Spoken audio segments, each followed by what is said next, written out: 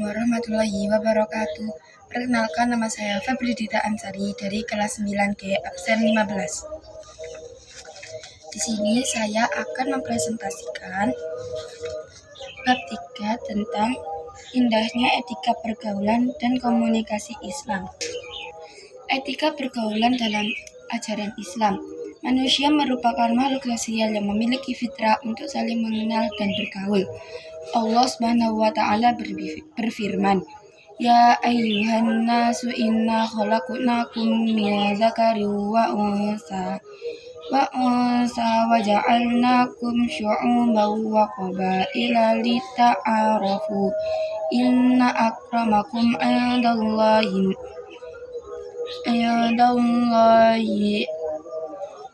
atqakum innallaha alimun khabir. Artinya, hai manusia, sesungguhnya kami menciptakan kamu dari seorang laki-laki dan seorang perempuan dan menjadikan kamu berbangsa-bangsa dan bersuku-suku supaya kamu saling kenal mengenal. Sesungguhnya orang yang paling mulia di antara kamu di sisi Allah ialah orang yang paling takwa di antara kamu. Sungguh Allah Maha Mengetahui, Maha Teliti. A. Etika pergaulan dengan yang lebih tua. Dalam lingkungan sehari-hari, tentu kalian berinteraksi dengan orang-orang yang lebih tua seperti ibu, bapak, nenek, kakek, kakak, dan guru. Sebagai seorang anak yang berbakti, selayaknya kalian berlaku sopan santun terhadap mereka. Etika pergaulan dengan yang lebih tua. 1. Mengucap salam apabila bertemu mereka. 2. Berbuat baik. 3. Menjaga perasaan mereka, jangan sampai mereka sakit hati. 4. Bertutur kata yang baik dan selalu menjaga sopan santun. 5. Bersikap rendah hati kepada yang lebih tua. 6. Bersyukur atas kebaikannya, merawat dan membesarkan kita. 7. Menghormatinya dengan tulus dan sepenuh hati. 8. Mendengarkan dan mengikuti nasihatnya dalam kebaikan. 9. Mencontoh perilaku baik mereka. 10. Mendoakan mereka terutama orang tua. 11. Merawat orang yang sakit. B. Etika pergaulan dengan teman sebaya. Perilaku sopan dan ramah seperti menghargai pendapat, memberikan dukungan, menjaga rahasia, dan tidak merendahkan teman. Tujuannya adalah menciptakan lingkungan yang positif dan sehat, sehingga interaksi sosial menjadi harmonis dan saling mendukung pertumbuhan. Etika pergaulan dengan teman sebaya. 1. Mengucap salam bila ketemu. 2. Saling memahami kekurangan dan kelebihan satu sama lain. 3. Saling mengingatkan dalam kebaikan satu sama lain. E. Etika pergaulan dengan yang lebih tua, yang lebih muda. Bersikap menyayangi, membimbing ke arah kebaikan, memberikan teladan yang baik, dan mengapresiasi pencapaian mereka.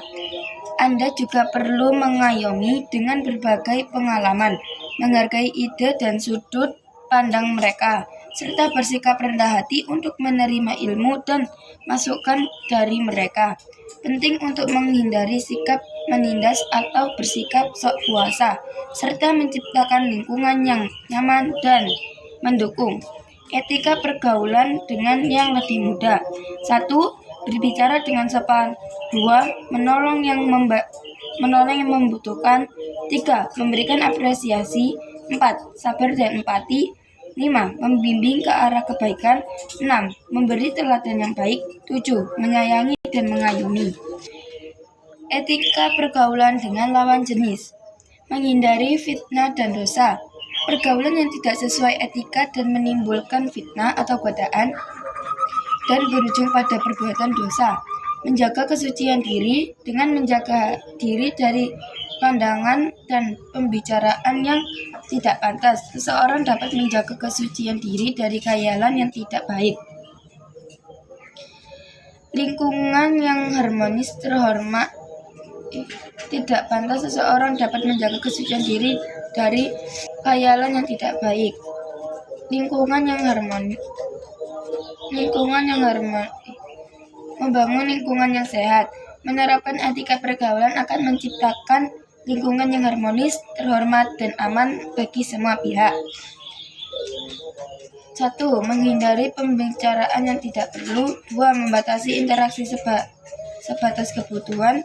3. Menjaga diri dan saat berkomunikasi. 4. Berbusana sopan dan menutup aurat. 5. Tidak berkalwat atau berdua-duaan. 6. Menjaga pandangan atau menundukkan pandangan. 2. Etika komunikasi yang islami. Cara berbicara dan berhubungan yang sesuai dengan nilai-nilai Al-Quran dan Sunnah meliputi kejujuran, kesantunan, kelembutan, tanggung jawab, dan saling menghormati.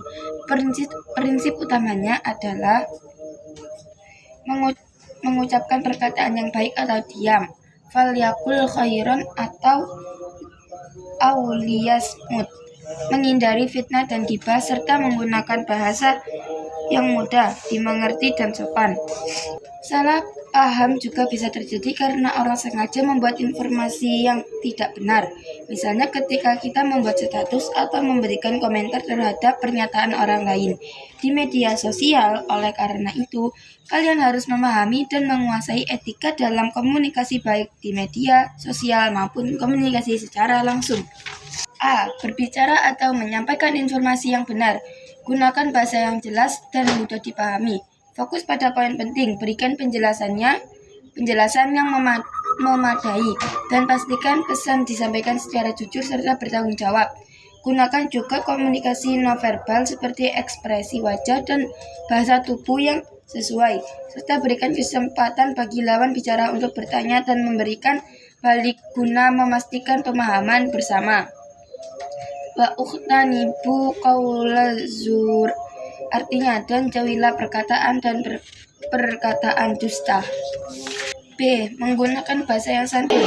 Memilih kata-kata yang sopan, menggunakan sapaan yang tepat, menyampaikan ide secara lugas namun tidak memaksa, memperhatikan bahasa tubuh, serta menghindari kata-kata kasar dan negatif. Kaitannya dengan komunikasi di media sosial, ada beberapa hal yang perlu kalian perhatikan antara lain. Mulai dengan sopan santun. Perkenalan diri bila baru pertama kali chattingan dengannya. 2. Gunakan kata-kata yang tepat dan santun. 3. Ucapkan maaf ketika menyampaikan ide. Hargai privasi orang. Hindari memposting atau mengomentari yang berisi hasutan. Akhiri dengan terima kasih dan salam. Memberikan respon dengan kata-kata yang baik. Mendengarkan dengan seksama. Berbicara dengan sopan santun. Menghindari kata-kata kasar. Memberikan tanggapan yang relevan dan konstruktif, serta menyampaikan pendapat dengan jelas dan berbasis fakta. Penting juga untuk menghormati lawan bicara dan fokus pada inti pembicaraan tanpa menyela atau menyerang secara pribadi. Berikut ini adalah beberapa kalimat thayyibah. 1. Salam, assalamualaikum. 2. Tasbih, subhanallah.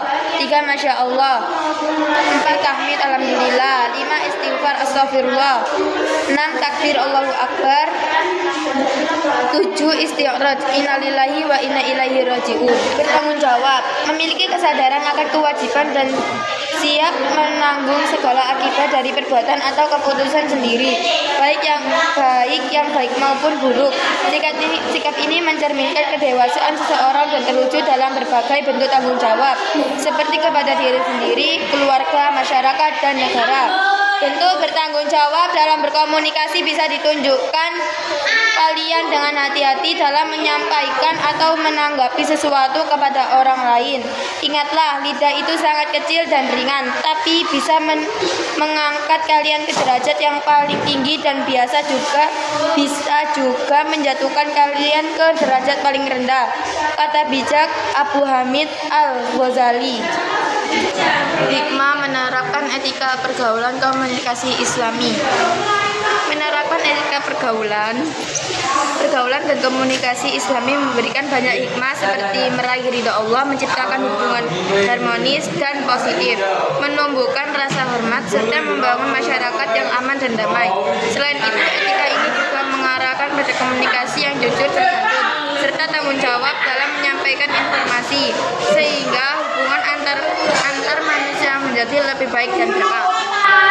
Sekian, terima kasih. Wassalamualaikum warahmatullahi wabarakatuh. Bye.